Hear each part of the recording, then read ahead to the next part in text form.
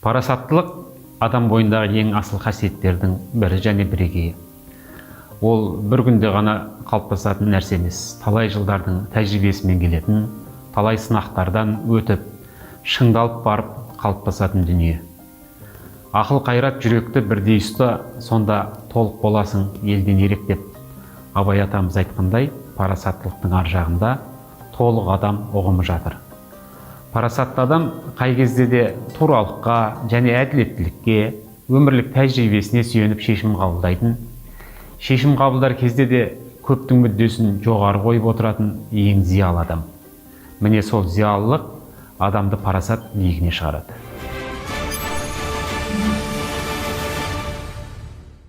Еңбек етте міндет ет дейтін халықпыз ғой. Сол еңбектің нәтижесін күтеміз. Еңбектің наны тәтті, жалқаудың жаны тәтті деп бекер айтпайды. Несібені жерден сұрама, төккен терден сұра дейді дана халқымыз. Сондықтан еңбек етіп, терімізді төгіп барып, соның нәтижесін күтсек, ол қай жағынан болса да әділетті болады. Ол қай жағынан болсын орынды болады. Бейнет түбі зейнет демекші, қашанда еңбек мен үшін жоғары тұрады.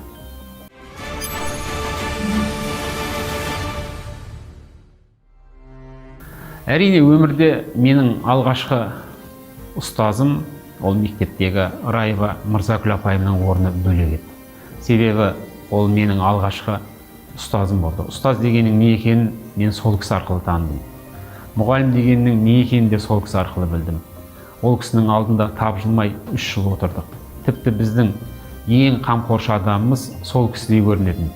Себебі ол кісінің әріп үйреткені, кітап оқуды үйреткені, жазуды, сызуды үйреткені бір бөлек, ол кісінің тұла бойы толған мейірім болатын.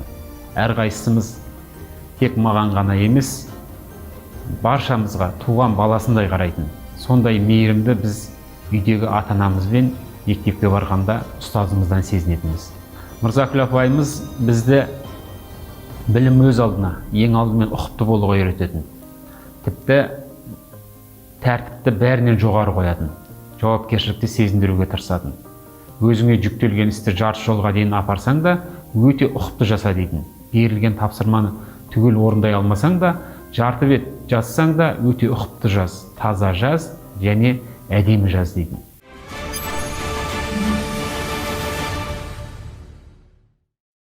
Жастар үшін табыстың кілті қай кезде де ізденіс. Бұл енді мен ашып отырған жаңалық емес, мойындалған бұрыннан елдің бәрінің көзі жеткен дүние деп ойлаймын.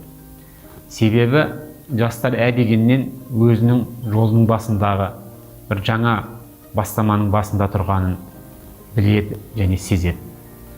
Күні бұрын өзінің достары бар, қалыптасқан ортасы бар, ата-анасы бар.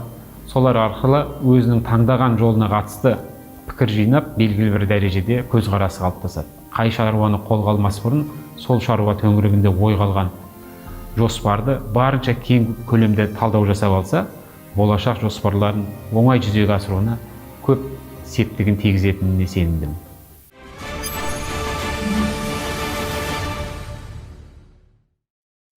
Зияткер ұлт дегеніміз адамзаттық құндылықтарды қастерлейтін және сол адамзаттық құндылықтарды бәрінен жоғары қоятын ұлт. Адамзаттық құндылықтарымыз ол ізгілік, адамдар арасындағы қарым-қатынас, бір-біріне деген сый-құрмет, қоршаған ортаға деген сый-құрмет.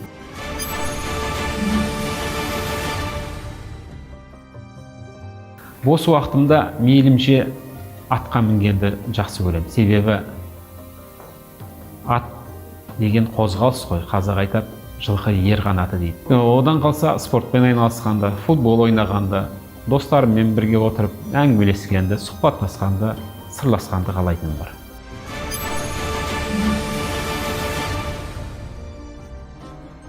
Мен өзім жалпы тарихи туындыларды оқығанды жақсы көремін. Оның ішінде Ілияс Есенберлиннің маған осы жазу тілі қатты ұнайды. Көшпенділерді оқи отырып, мен сол ғасырда өмір сүріп жүргендей сезінемін өзімді. Екіншісі Қабдеш Жұмаділов ағамыздың кітаптары.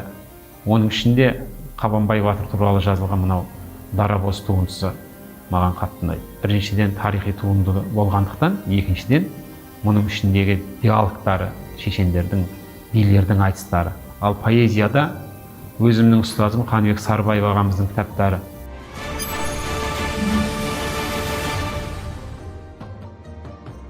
Меніңше кез келген адамның өмірдегі тілегі адам секілді өмір сүру, адам болып қалу, адам болып өту деп білемін. Ол енді оңай жол емес. Бірақ бізге қалай адам болып қалу үшін не істеу керек екен пайғамбарымыздан бастап ата-бабаларымыз, әке-шешелеріміз айтып өтті ғой, бізге көрсетіп өтті. Тіпті сол жолмен жүріп өтті өздері. Сондықтан біз де сол ата-бабаларымыз жүрген ізгілікті жолмен, адамдықтың жолымен өмір сүрсек деймін.